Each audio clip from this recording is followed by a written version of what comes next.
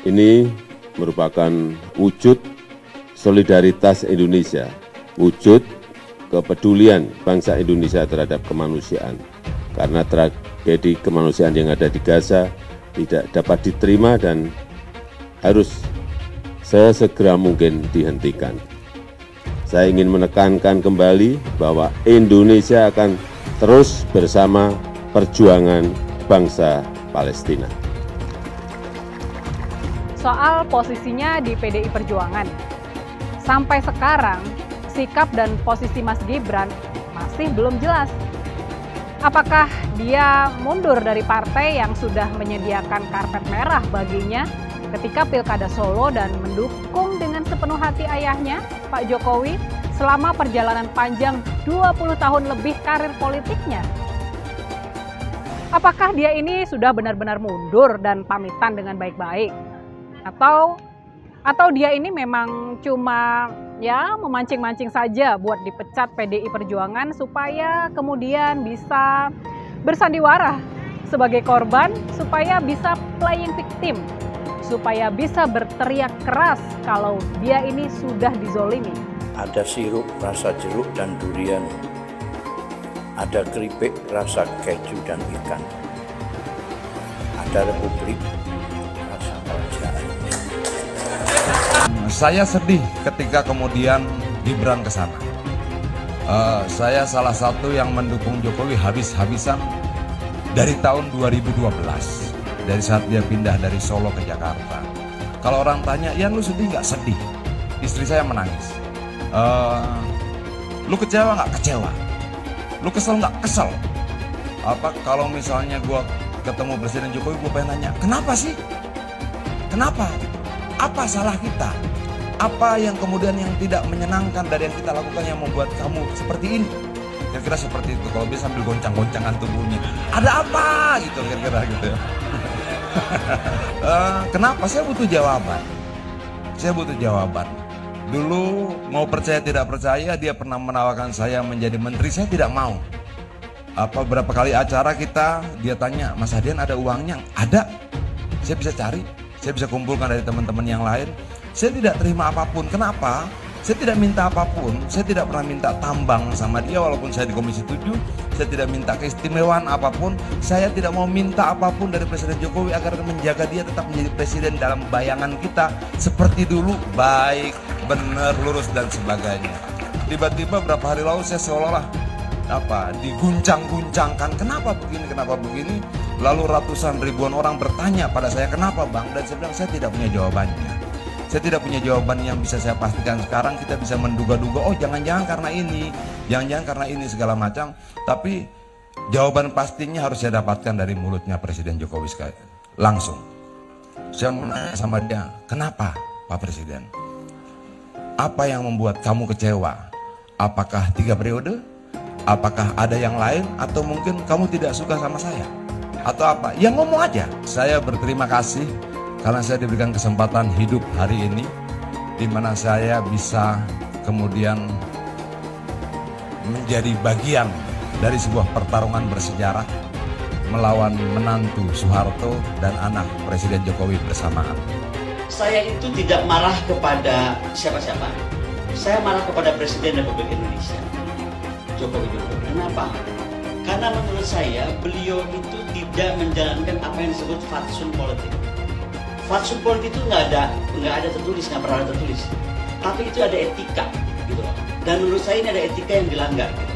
Pertama adalah tidak konsisten. Pertama bilang akan cawe-cawe, mengaku akan cawe-cawe. Kedua tidak akan cawe-cawe. Tapi kemudian terbukti perjalanan yang saya bukan orang hukum, tapi dengan adanya 16 guru besar komplain kepada hasil putusan MK, dan saya tadi sempat mendengarkan pernyataan mantan MK Pak Hakim Arif Hidayat ya, yang malah mengusulkan MK dibubarkan saja karena dia malu dan lain-lain. Itu kan sudah menunjukkan ada yang salah gitu. Nah, kenapa ini bisa terjadi?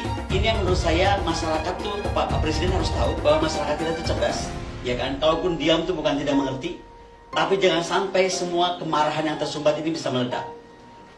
Kekhawatiran saya cuma satu, karena sekali lagi kita mesti jaga tetap persatuan-kesatuan kita, jangan sampai potensi risk ini akan tidak tertahankan. Masa 2 tahun jadi wali kota mau jadi capres? Mungkin 5 tahun ke depan mungkin masih bisa lah. Mungkin besok Gibran jadi gubernur DKI, setelah itu ikut capres, monggo.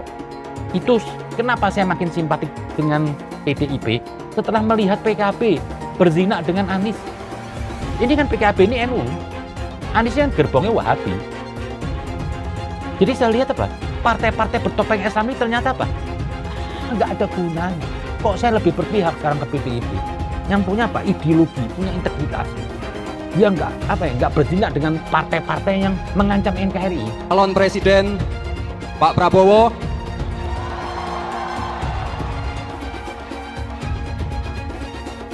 Tenang saja Pak Prabowo. Tenang saja Pak. Saya sudah ada di sini. Harusnya ditambahi juga, jangan cuma Mas Gibran aja yang ada di situ. Tapi sebut juga ada Anwar Usman Pak Prabowo, paman saya yang ada di MK.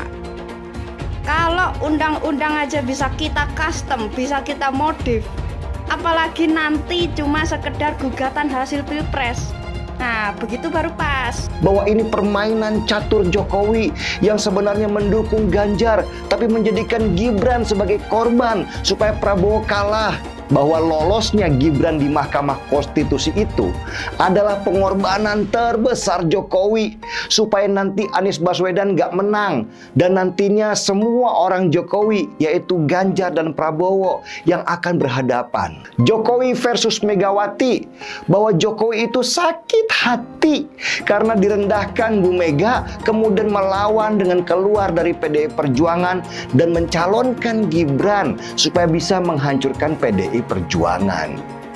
Isu pertarungan Jokowi lawan Megawati ini memang disebar untuk menutupi kelemahan Prabowo dan Gibran yang secara kelas itu memang beda jauh sama Ganjar dan Mahfud MD. Kalaupun ya, misalnya Jokowi itu sakit hati sama Bu Mega, masa sih juga harus nabrak-nabrak konstitusi?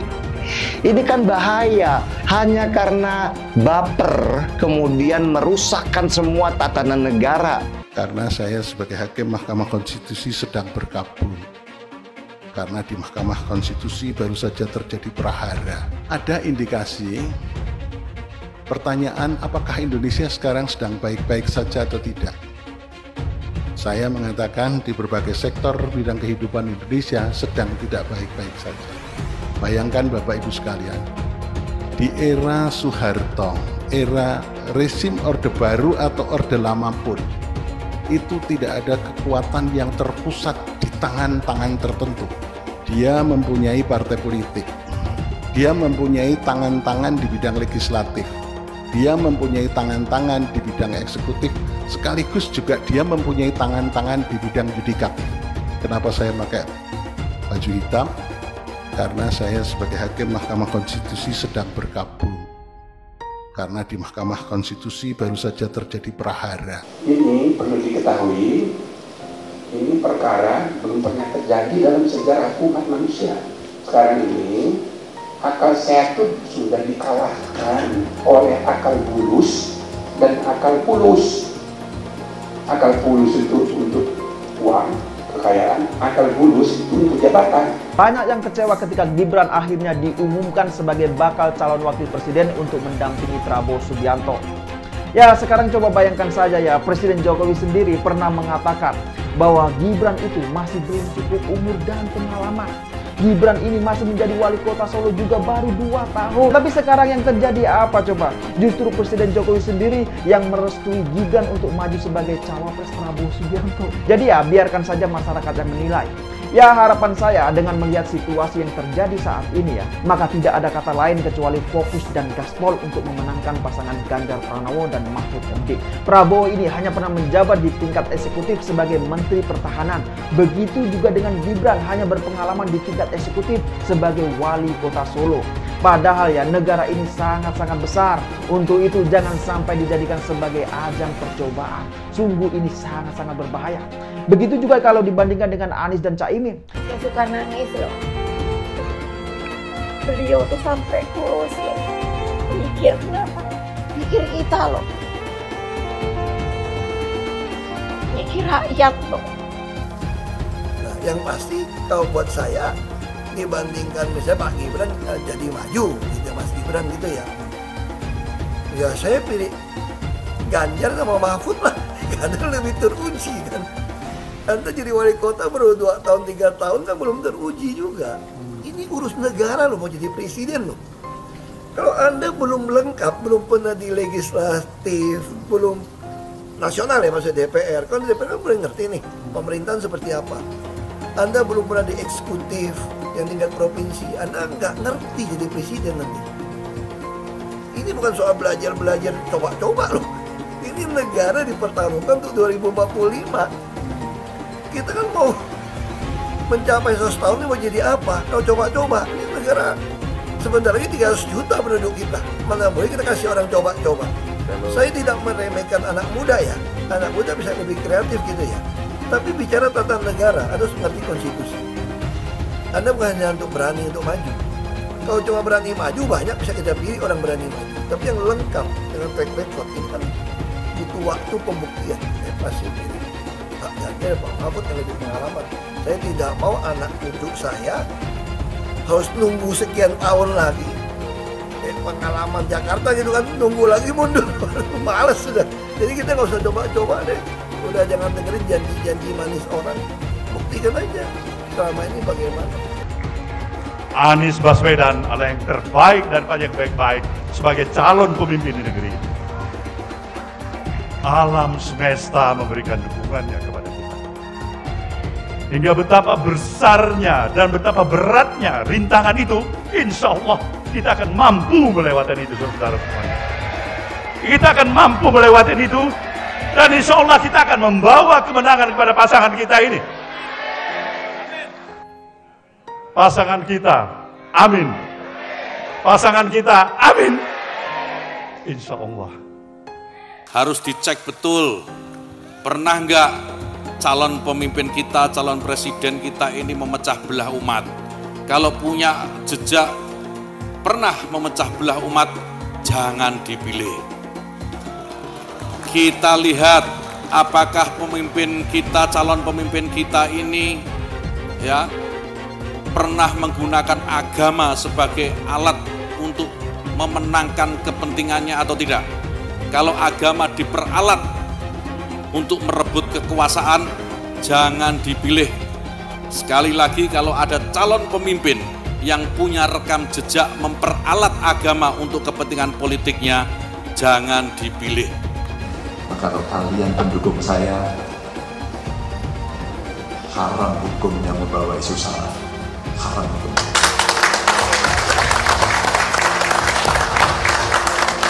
Kita sudah lelah dengan isu itu. Kita menjadi bangsa yang terbelah. Dan untuk mengembalikan susah. Umat Kristen di Indonesia memang minoritas, tapi jangan salah. Umat Kristen akan memegang peran menentukan apakah Anies akan menang dalam Pilpres 2024. Kalau secara perlahan semakin banyak orang Kristen yang berpaling ke Anies, yang akan menang nantinya sangat mungkin Anies. Suara pemilih Kristen di Indonesia adalah sekitar ya 10% lah. Kalau ekstrimnya semua warga Kristen memilih Ganjar, artinya Ganjar akan mendapat tambahan 10% suara dan Ganjar akan menang.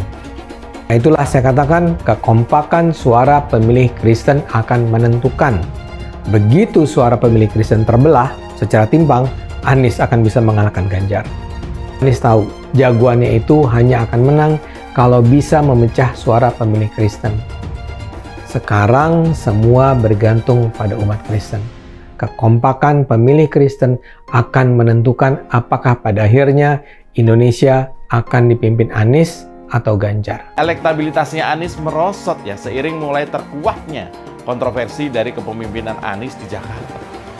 Gen Z juga tahu kalau Anies adalah sosok yang didukung kelompok intoleran yang membuat Pilgub DKI 2017 menjadi sangat kotor. Politik identitas yang mengarah ke perpecahan seperti yang dikeluarkan pendukungnya Anies, yaitu Kadrun bin Kampret, kafir lah, laknat lah, PKI lah, ya cuma itu doang kemampuannya. Itulah pendukung Anies.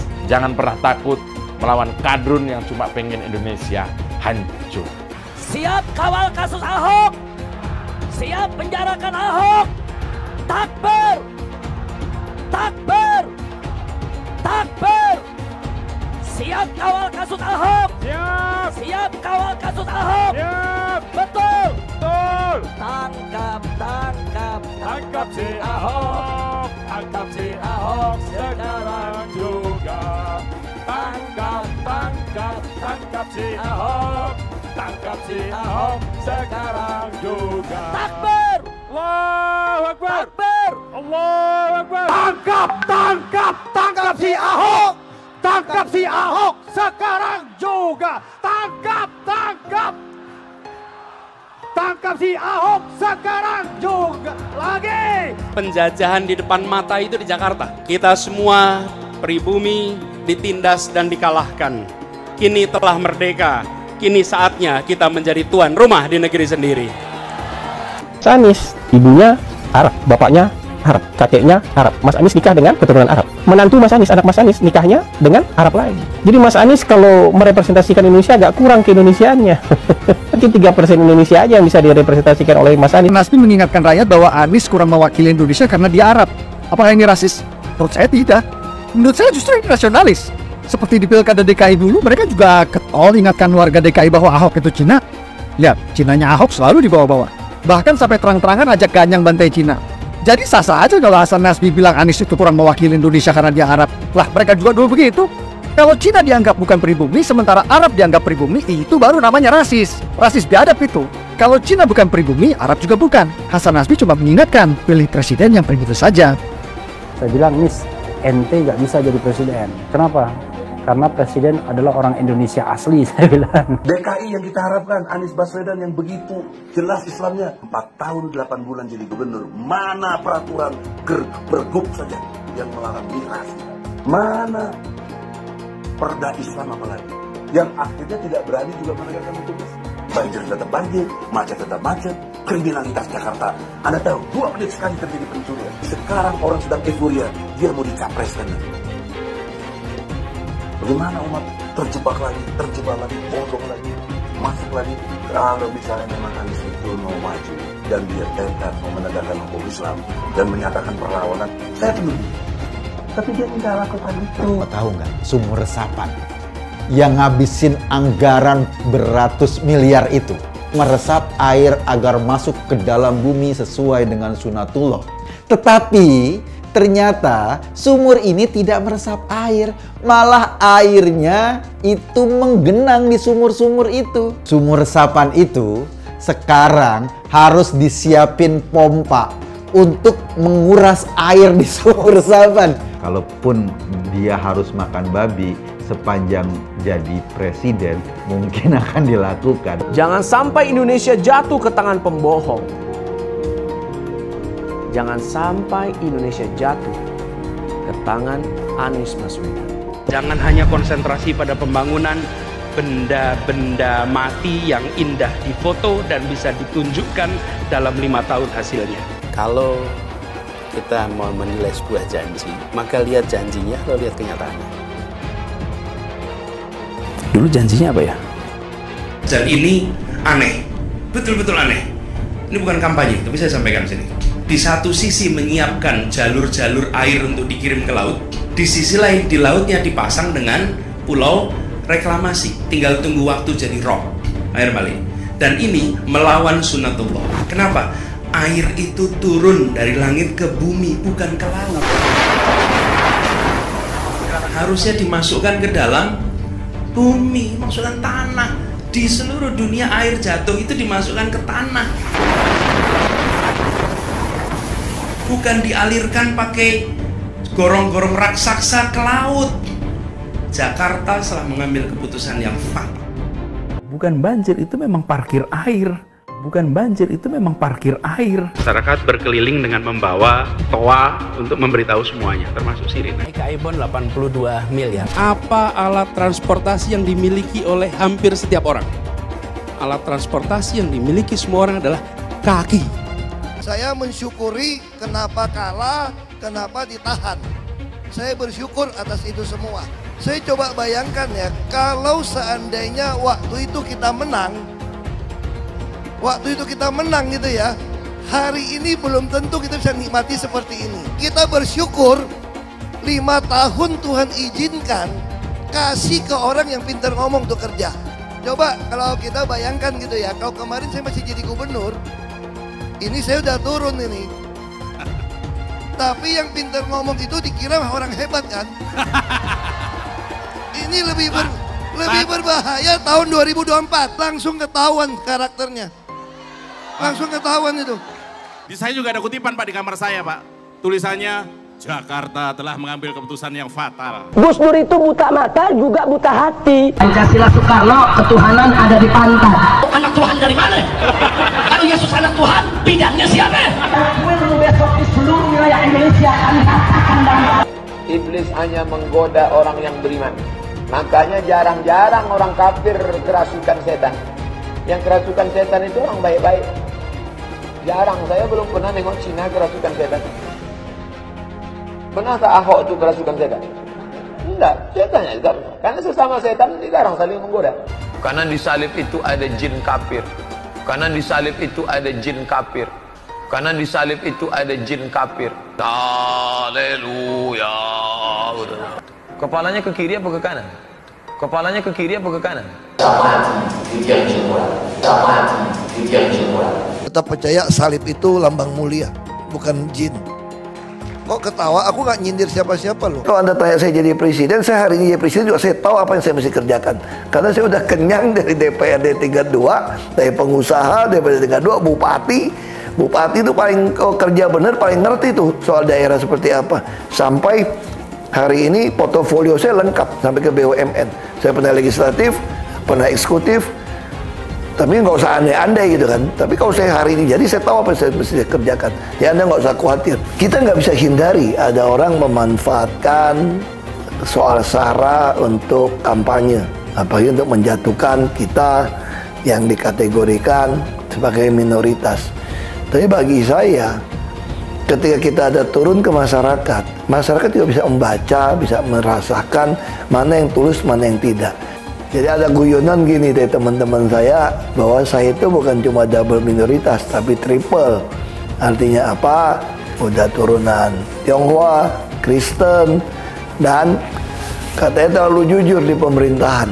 Jadi itu gak disukain. Ini triple katanya. Relawan Anies yang mayoritas pengasuh khilafah, seperti kadrun FPI dan HTI, ingin melengsarkan Pak Jokowi. Dengan menggunakan politik identitas, relawan Anies akan menggulingkan Jokowi. Tapi pendukung Anies lupa bahwa 82% penduduk Indonesia suka dengan kinerja Pak Jokowi. Ingat, di belakang Anies ada ormas pengasuh khilafah, seperti FPI, HTI, PA212. Saya yakin sebentar lagi karma Ahok akan mengejar Anies Baswedan. Yang saya hormati Yang Mulia Duta Besar Palestina untuk Republik Indonesia, bantuan Indonesia untuk rakyat Palestina akan segera diberangkatkan menuju ke Bandara Al-Aris di Mesir, kemudian akan diteruskan dan disalurkan ke Gaza. Ini adalah bantuan tahap pertama. Dibawa menggunakan 3 pesawat dan berisi 51,5 ton bantuan berupa bahan makanan, alat medis, selimut, tenda, dan barang-barang logistik lainnya yang telah disesuaikan dengan kebutuhan yang ada di Gaza. Ini merupakan wujud solidaritas Indonesia, wujud kepedulian bangsa Indonesia terhadap kemanusiaan. Karena tragedi kemanusiaan yang ada di Gaza tidak dapat diterima dan harus sesegera mungkin dihentikan. Saya ingin menekankan kembali bahwa Indonesia akan terus bersama perjuangan bangsa Palestina. Dan untuk bantuan selanjutnya juga sedang dalam proses dipersiapkan. Bantuan ini bukan hanya dari pemerintah, namun juga dari masyarakat, dari dunia usaha yang disalurkan melalui berbagai lembaga kemanusiaan.